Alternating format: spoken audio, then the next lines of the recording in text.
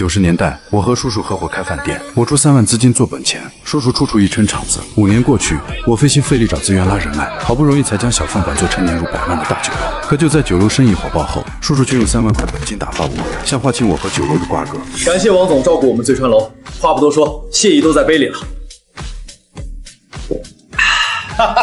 老三这个人就是爽快，你放心，今年公司的酒局还在你们酒楼开。多谢王总，我再敬您一杯。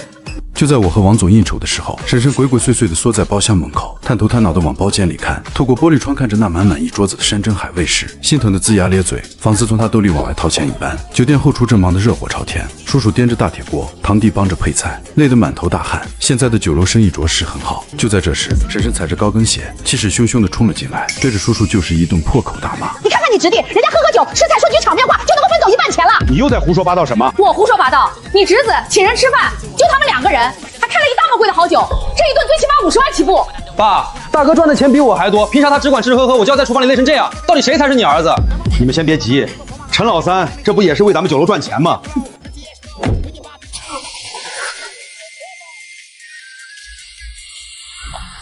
等一下，他还没结账呢，你怎么就让他走了？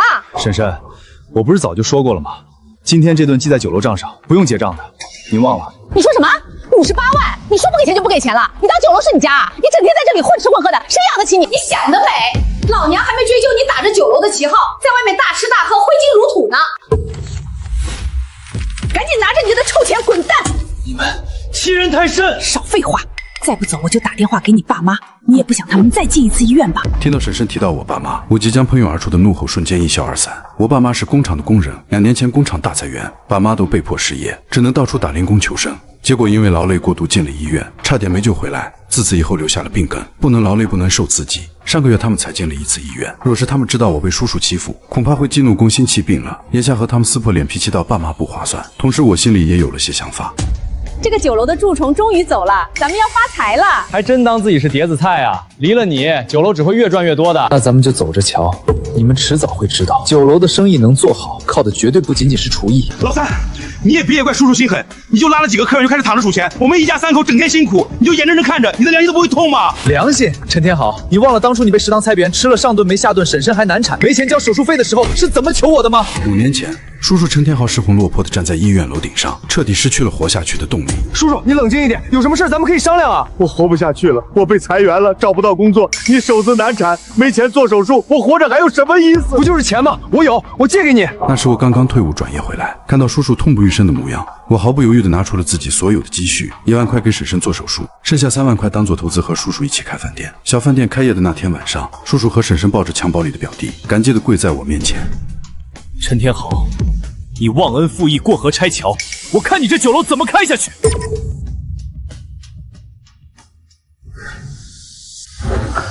大爷，您就让我进去吧，我有生意要和你们公司的人谈。不行，你既不是公司员工，也没有预约，我不能让你进去。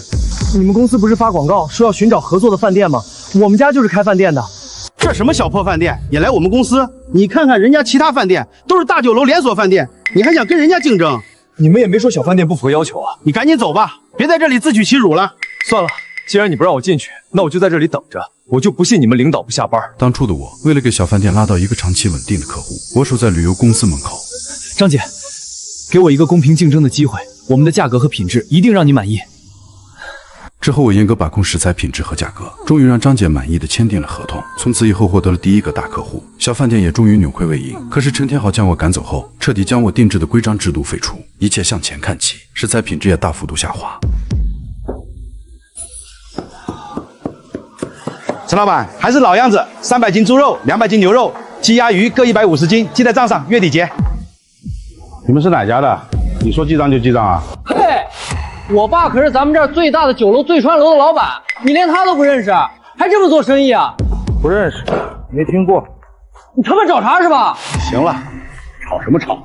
和气生财，知不知道？你不认识我也是应该的。以前我们酒楼来的都是我侄子陈老三，不过以后采购这一块由我亲自负责，你还按照老规矩办事就行了。哦，我问问，陈老三，这里有个自称是你叔叔的人，说以后采购都由他来，你怎么说？他的确是我叔叔，不过他已经把我开除了，以后酒楼的事情与我无关，你自己和他谈，该怎么办就怎么办，不用看我的面子。什么？你被开除了？当初你为了让我给你家饭店先供货后结管，可是拼了老命，现在你竟然被开除了吧？开玩笑的。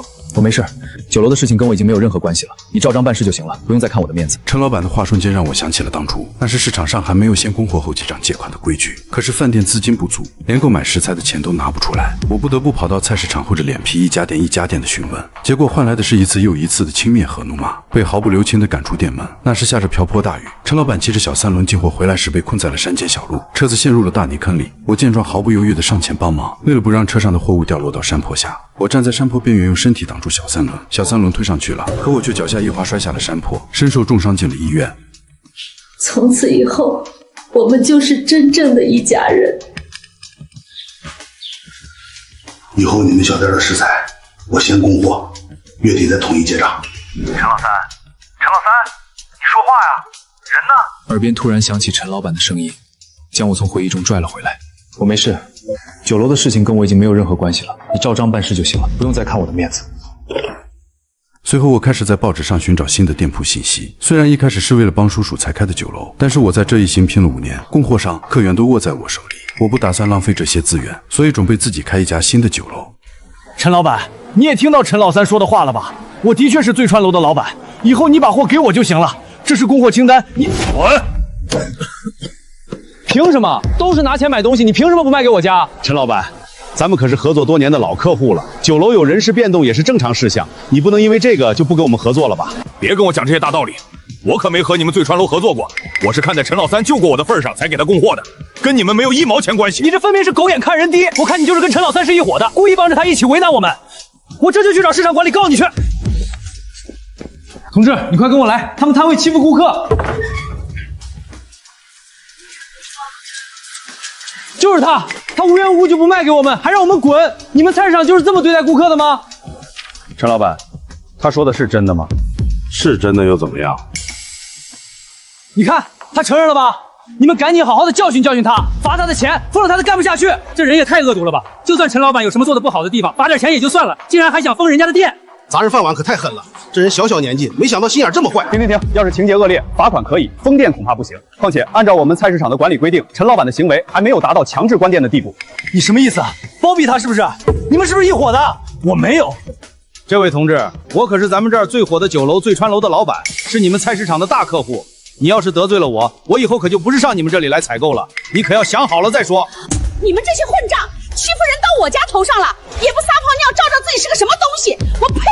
你们听到了吧？他们竟然骂我，你们还不赶紧把他们的店封了？老板娘，请你注意一下你的态度。注意个毛！今天老娘就是豁出去这店不开了，也不会跟你们这种黑心烂的白眼狼做生意。大家都看好了，他们一家子都是狼心狗肺的东西。陈老三好心好意出钱出力帮他们家开酒楼，从一个小破饭店发展成如今数1数2的搭进去。结果呢，他们竟然过河拆桥，把陈老三给扫地出门了。这样啊，这家人也太不是东西了吧？这不就是忘恩负义吗？我知道那个陈老三还是他亲侄子呢，连自己家人都坑，难怪老陈不愿意跟他们做生意。老伴儿，闺女快出来，好好记住他们的样子，以后咱们可不能跟他们做买卖，小心被坑了。你们再污蔑我们，信不信以后再也不来你们这里买东西了？我看你们怎么赚钱，不买就不买，真当缺了你们一家，我们就不做生意了。陈老板，你确定你要失去我们这么一个大客户吗？大客户，你们家连自己的亲侄子都坑，我可不敢跟你们做生意，说不定哪天也被你给坑了。据我所知，最开始你们开饭店的钱都是陈老三借给你们的，你们就是喂不熟的白眼狼，赶紧滚，别脏了我家的摊子。走就走，爸，咱们去别的市场买，我就不信了，离开了这个破市场，咱们还能买不到肉。陈老板，你给我等着！叔叔和堂弟来到了更远的另一个菜市场，费时费力半天才把要采购的物资买好。等回到酒楼后，都已经快到晚饭时间了。刚进门，父子俩就累得瘫坐在地上。一方面这个市场远，又没有我的关系，商家不送货；另一方面，他们以前根本不用自己跑市场这种地方。陈天豪从口袋里掏出账单，塞到婶婶手里。婶婶接过账单，仔细一看，脸色难看得像自家姑娘找了个广州女婿一样。账单上的米面粮油种种，比以前贵了至少30%。就在这时，一位常年在酒楼订餐的工地包工头走进了酒楼。老三呢？我来订饭了。李工头来了，今天陈老三不在。不在？他去哪儿了？他身体不舒服，回家休息去了。您是来订餐的吧？今天需要多少？今天要多一点，60份盒饭。还是老规矩，油水要足。咱们工人干的都是重活，油水不够没力气。放心吧，咱们都是老顾客了，保证给你安排的妥妥当当的。你吹什么牛？现在肉和米面那么贵，要是油水足，咱们还赚什么钱？不赔钱就不错了。那你说怎么办？以前陈老三在的时候，给工地送的饭都是这样的。哎，爸，那是以前，今天成本涨了，咱们自然要自己调整嘛。你们就听我的吧，我有办法。你别乱来，要不咱们还是把陈老三找回来吧。陈老三在的时候，那些供应商都会亲自把货物送上门，而且还能记账月底再结，价格也低廉。闭嘴！让陈老三回来，你想都别想。他整天吃吃喝喝，就要分走咱们一半的钱，这跟抢有什么区别？你们别吵了，就听我的吧。咱们先把菜量减少一半，然后再跟李工头谈一谈，把价格再涨一半。可是陈老三说过，在工地干的人最重要的就是要管饱，饭量减少的话不行的吧？怕什么？大不了肉菜少点，大米饭多点嘛。正好上个月剩下不少大米，都已经受潮了，正愁卖不掉呢，便宜那些工人了。这样不好吧？工地上的都是老熟客了，当初咱们酒楼还是小饭店的时候，他们可是第一批大客户，咱们突然减量，他们肯定会生气的。陈老三说过，陈老三，张口闭口都是陈老三，他是你爹还是你妈？他都走了，你还这么听他的话？这酒楼的老板究竟是你还是他？你算了，就按你们说的办。这酒楼是我的，我就不信了，离了他陈老乡，我就赚不到钱了。爸爸威武，咱们早就应该这么干了。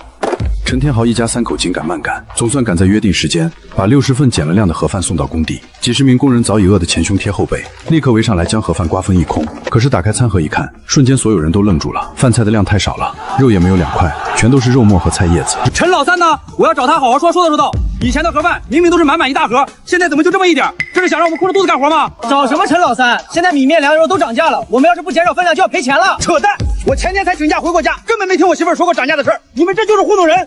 你们仔细看看，我们今天用的可都是好肉好菜，味道也比平时好很多，哪里是你们家那些粗茶淡饭能比的？味道好了，分量自然会稍微少一点，有什么好大惊小怪的？分量这么少，肉也几乎看不见，好在哪里了？陈老板，我们是干工地的，最重要的是吃饱，我们不要什么味道好食材，你们这么搞，我们可接受不了。李工头，我也是没有办法呀，成本高一点不是很正常吗？想要饭菜多一点也可以，那这盒饭的价格可就要涨一点了。涨价？哼，没门儿！陈老板，我提醒你，我们在你家吃了4年多了，是你们的老顾客。现在我没听说米面肉菜涨价，你们单方面减少饭菜的分量，还要我们多交钱，你当我们是冤大头吗？恐怕咱们的合作没办法继续了。你威胁谁呢？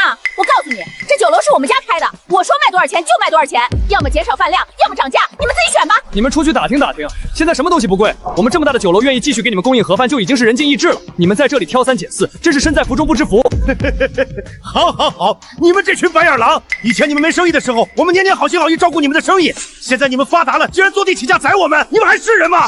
这都是陈芝麻烂谷子的事儿了，你们还年年拿出来说，烦不烦啊？好，那咱们就说现在，我警告你们，不恢复原来的分量，不维持原本的价格的话，那我不会和你们酒楼合作了。再走！不合作就不合作，老娘告诉你们，现在附近就只有我们一家酒楼能够供应整个工地的工作餐，离了我们，你们就等着空肚子干活吧。哼！对，不吃拉倒，我们还不愿意伺候你们这群泥腿子呢，钱给的不多，要求倒是不少。既然话已经说到这个份上了，那咱们也就没什么好说的了，咱们走。等一下，以后合不合作那是明天的事情，但是今天的晚饭我们已经订了你们家的，你们就应该把少的分量给我们补上。你想的倒是挺美，合作都谈崩了，谁还给你做饭？不补，那谁都别想离开！兄弟们，拉住他们！你们别冲动啊！你们这里的生意都是陈老三接下来的，我们什么都不知晓啊！你要有什么问题，你直接跟他说呗。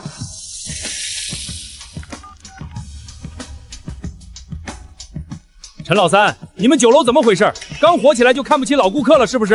李大哥，您这是什么话？您可是醉川楼的第一批大顾客，不论到什么时候，也不能忘了您啊。那你跟我说说，今天的事情你打算怎么处理？李工头含着满腔怒火，对着我说出了今天发生的事情。我只觉得一阵无语。我以为叔叔他们只贪婪自私，没想到他们竟然还能这么蠢。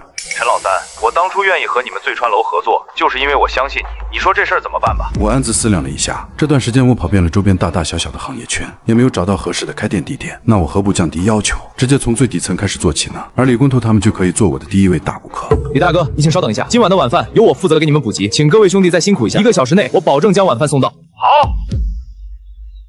老板，我力气大，能卸货，能扛石头，你雇我吧。我会装修，我有经验，老板看我。老板，我会切墩，会做家常菜，只要管饭就行。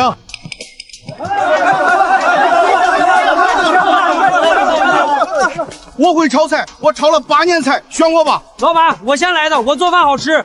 老板，我炒菜好吃，性格也好，你就让我试试吧。都安静一下，听我说。你们大概有多少厨师在找工作？一共22人，走了13个，现在就剩9个了。这个数量刚好，那你们9个都跟我走吧。老板，您的意思是，您都要了？对。米、油、调料都别漏，按60人份准备。走，去灶台。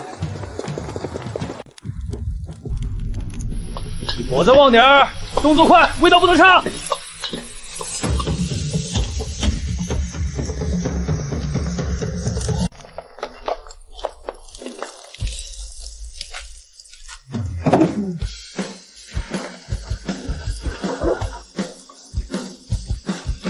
李大哥，我们的饭送来了。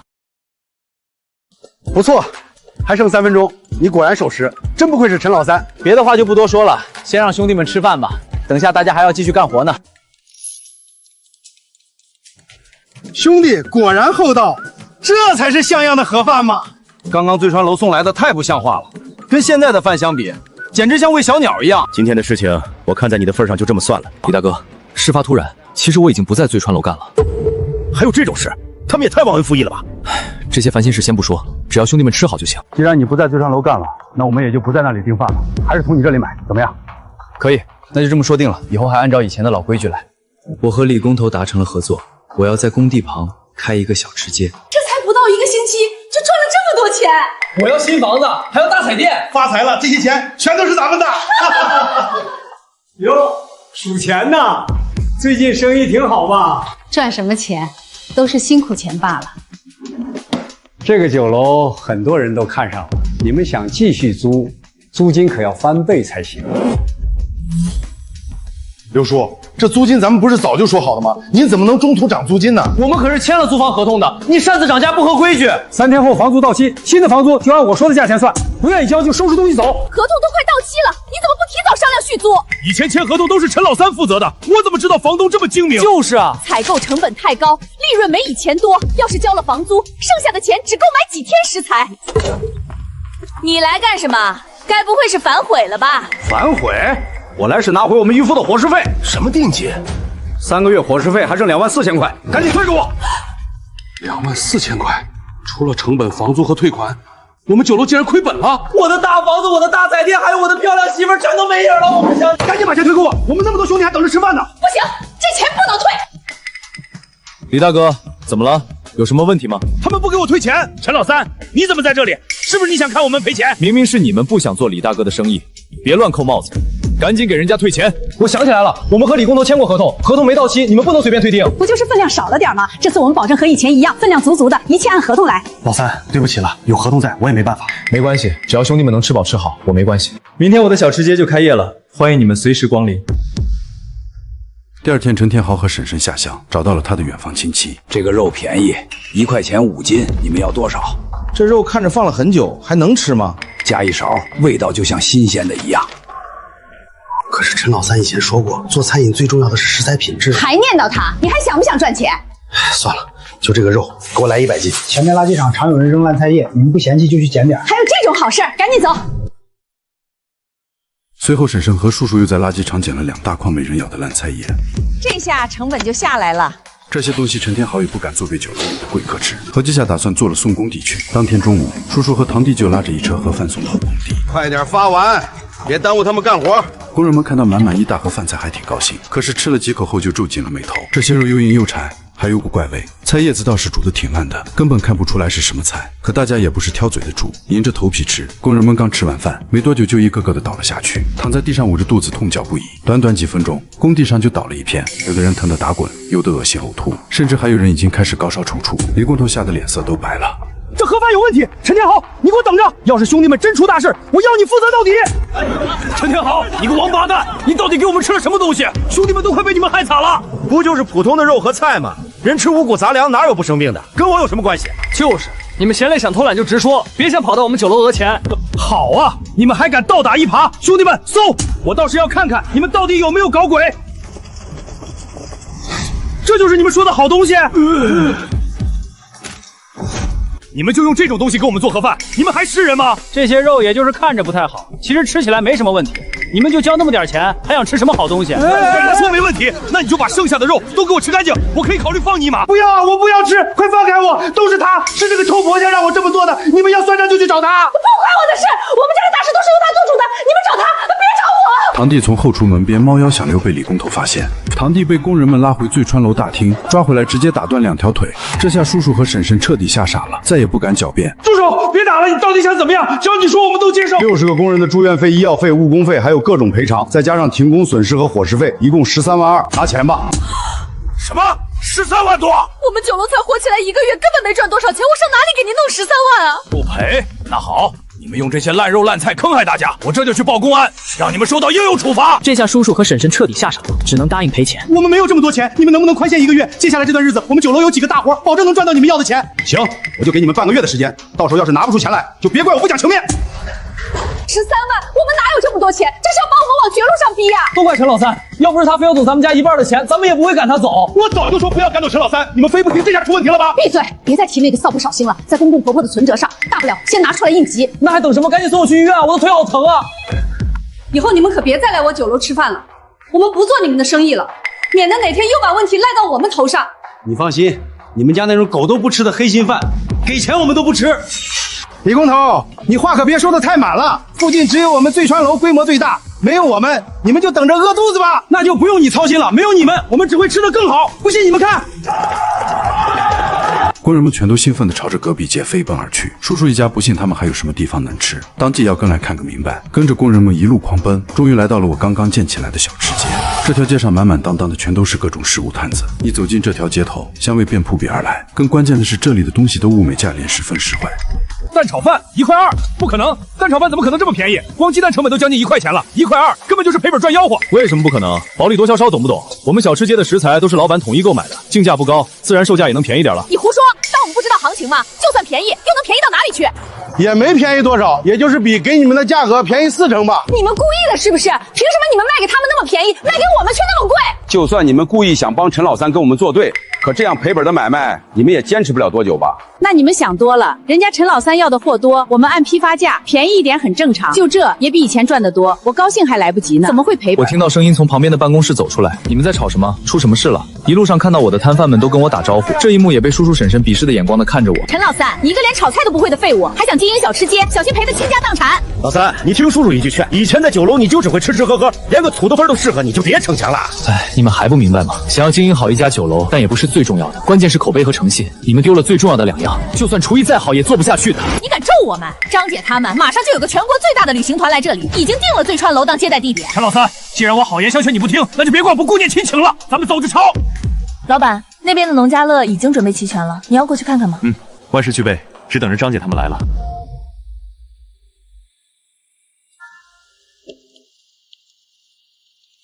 张姐的旅行团一定会来，这是我们最后的大活儿。叔叔他们还在酒楼里坐等着张姐带人上门，可此时我已经雇了车队，早早的就在火车站口等着。张姐，车都准备好了，咱们直接去幸福农家乐。农家乐里山清水秀，风景优美，山上还有果园可供采摘，椰果用问能在及时返巧，手心抒发。这个安排太周到了，吃住玩都顾上了。张总，你们怎么回事？说好的1点到，人呢？我们都等半天了，你们还有没有一点时间观念了？你还有脸怪我？你仔细看看合同上写的，合同我是跟陈老三签的，而且明文规定要派车去车站接送，你们自己不履行合同，还敢倒打一耙？张总，你们这就是蛮不讲理。我们是酒楼，又不是汽车站，凭什么让我租车不用花钱吗？你们连怎么做生意都不懂，我也懒得跟你们废话，直接按合同走吧。你们要赔偿我们违约金3万，而且以后你们醉川楼会被我们旅行公司拉入黑名单，永不合作。为了凑够赔偿旅行公司的钱，叔叔婶婶不得不卖了醉川楼，又借了一堆饥荒才把钱凑够。而我的农家乐一夜之间火遍全国，小吃街也跟着客似云来。不到半年，我就还清了建农家乐时贷的款。就在我某日陪着某位领导四处查看时，看到叔叔一家在小吃街的角落里刷盘子，婶婶在一旁帮衬。不过短短1年没见，他们的样子仿佛老了10岁。